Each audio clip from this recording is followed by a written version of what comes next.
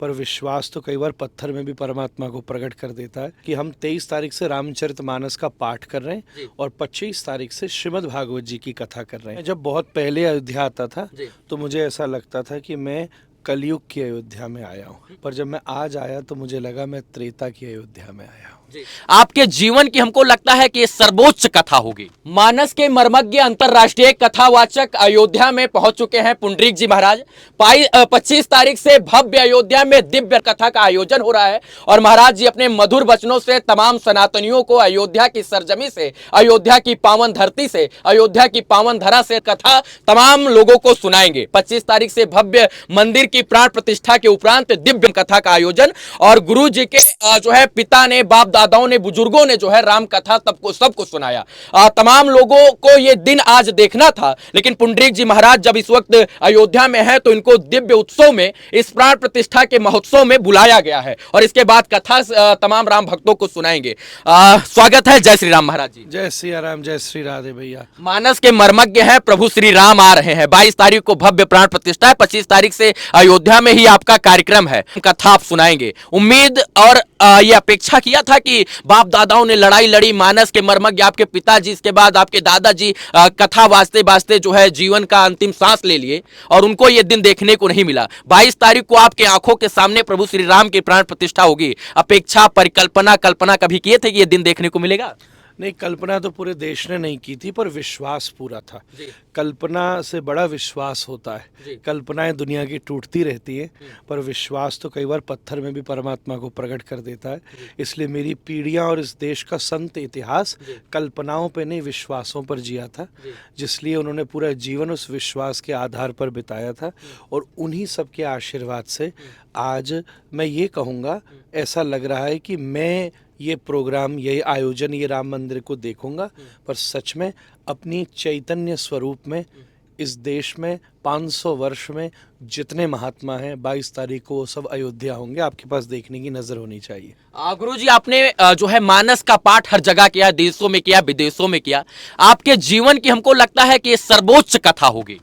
बिल्कुल सर्वोच्च है। मैं एक सुधार आपसे कह दूं कि हम 23 तारीख से रामचरितमानस का पाठ कर रहे हैं और 25 तारीख से श्रीमद् भागवत जी की कथा कर रहे हैं। ऐसा मेरा इसलिए मनोरथ था क्योंकि मैं राम जी के गान जगत को प्रसन्न करते वो सब जगह हो रहे हैं। मेरी इच्छा हुई कि मैं वृंदावन की धरती से आया हूँ, इसलिए वृंदावन की भागवत जी की कथा राम जी की प्रसन्नार्थ राम जी को समर्पित करूँ। और निश्चित रूप से इसमें कोई दो राय नहीं, ये मेरा सौभाग्य है, जैसा मुझे यहाँ के लोग बता रहे हैं कि मंदिर प्रतिष्ठा के बाद ये प्रथम कथा का, भागवत कथा का या किसी भी कथा का मंदिर उद्घाटन के पूर्व तो बहुत से हो रहे हैं, पर उद्घाटन के पश्चात किसी भी उत्सव की पूर्व भूमिका और उत्तर भूमिका, ये दोनों का ही शास्त्र में विधान है।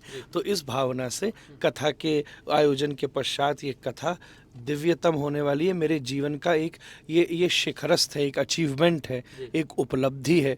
मुझे ऐसा लगता है कि इस कथा के भरोसे शायद देवता भी मेरी कई भूलों को माफ़ कर देंगे। इस कथा के भरोसे मेरे पूर्वज मुझसे प्रसन्न होंगे। कथा सभी अलौकिक होती हैं, परंतु अयोध्या में अप्रत्यक्ष रूप से तो ये पूरी है, पर प्रत्यक्ष रूप से रामलला का विस्थापन होना इस कथा में जागरूक और प्रत्यक्ष अध्यात्म की अनुभूति कराएगा। गुरुजी, तमाम लोगों की तमाम बातें, तमाम मुंह बोले लोग और उनकी बातें, प्राण प्रतिष्ठा हो रही, भव्य रम्य सुरम्य दिव्य राम मंदिर बन रहा है। आस्था की राजधानी, सनातन पुरोधा की राजधानी और अध्यात्म की राजधानी अयोध्या होने जा रही है। आप 2021 में आए थे, इसके बाद फिर आप आए थे आज की अयोध्या में और तब की अयोध्या में। क्या बदलाव, क्या परिवर्तित हुआ, कुछ शब्दों में बताएं।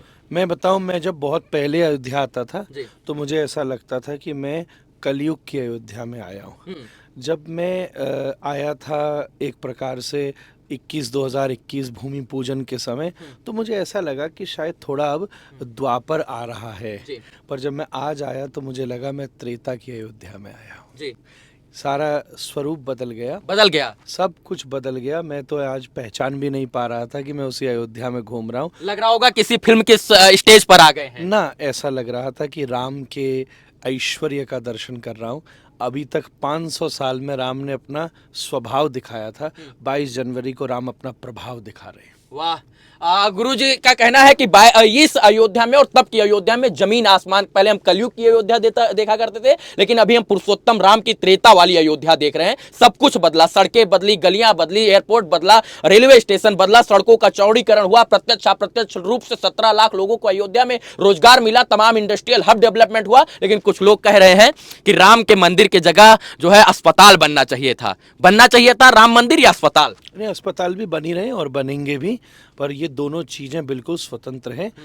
एक प्रकार से बताइए, आपके मुंह में दर्द है तो डेंटिस्ट के पास जाते हैं, और शरीर में रोग है तो अस्पताल के पास जाते हैं। आज मन में रोग है तो आप मनोरंजन के लिए सिनेमा घरों में जाते हैं। जब चेतना हमारी इतनी तक थोड़ी ना है, हमारे भीतर आत्मा भी तो बैठी है। अगर आत्मा की दृष्टि से देखें तो मंदिर आत्मा का अस्पताल ही है। जरा देखिए ध्यान से, अस्पताल ही बनाए, जरा गहरा है, आपकी समझ में नहीं आएगा। हमको लगता है गुरुजी, जब ये राम मंदिर भव्य दिव्य रम्य सुरम्य मंदिर बन जाएगा तो ऐसे हमको लगता है सैकड़ों अस्पताल ये चला सकेगा। इतना इसके अंदर शक्ति और यथार्थ का जो है भावना उत्पन्न हो जाएगा कि जैसे और सारे बड़े बड़े मंदिर हैं, हिंदू सनातन के बड़े मंदिर हैं और बड़े अस्पतालों को चला रहे हैं, मैं नाम नहीं लेना चाहता हूँ, वैसे हो सकता है कि ये भी बहुत सारे अस्पताल, स्कूल, कॉलेज चलाए। पूरा शहर चला रहा है इस समय, मंदिर चला ही दिया है, बदल ही दिया है, तो क्यों नहीं यहाँ रहने वाले लोगों के लिए अस्पताल भी बनेंगे। मंदिर तो समाज के प्रत्येक व्यापार को प्रयोग में लेता है, और आज देश में कितने ऐसे शहर हैं जिसके केंद्र में मंदिर है और उसकी वजह से पूरा शहर चल रहा है। और मुझे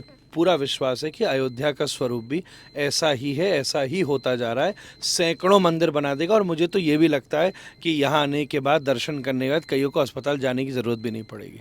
भगवान श्री राम का भव्य रम्य दिव्य मंदिर बन रहा है, और डॉक्टर भी कहते हैं कि बहुत हो गई दवा, अब दुआ की जरूरत है, और डॉक्टर भी दुआ के पास भेज देते हैं, और वो दुआ कहाँ मिलती है तो मर्यादा के राम के मंदिर में मिलती है। हमारे साथ अंतरराष्ट्रीय कथावाचक, मानस मर्मज्ञ श्री पुंडरीक जी महाराज थे। हम तमाम विषयों पर बात कर रहे थे। विशेष निमंत्रण पर जो है श्री राम मंदिर प्राण प्रतिष्ठा में आए हैं। कुछ चंदों का, कुछ घंटों का, मिनटों का, सेकेंडों का वक्त बाकी है और प्रभु राम का भव्य प्राण प्रतिष्ठा होगा। राम को अपना महल मिलेगा, और ये महल जो है वो वनवास को काटते हुए वक्त का जो है कहीं ना कहीं उस घड़ी का इंतजार दिलाएगा। महाराज जी, आप हमसे जुड़े, मानस की इतनी बढ़िया बात की, राम मंदिर के ऊपर जागरूकता और चर्चा की, बहुत बहुत धन्यवाद आपका। बहुत आपको भी धन्यवाद। आप भी ऐसे सोशल मीडिया पर आज के समय युवा पीढ़ी को इस ऐसे तीर्थ क्षेत्र में विकसित होने वाली वस्तु, साधन, अध्यात्म के केंद्र, संतों के प्रति जागरूक करते रहें। आपके प्रयासों से मैं बड़ा प्रसन्न हूँ, और भगवान श्री राम आपको ऐसी ऊर्जा दें कि हर टाइम्स में अयोध्या विद्यमान रहे।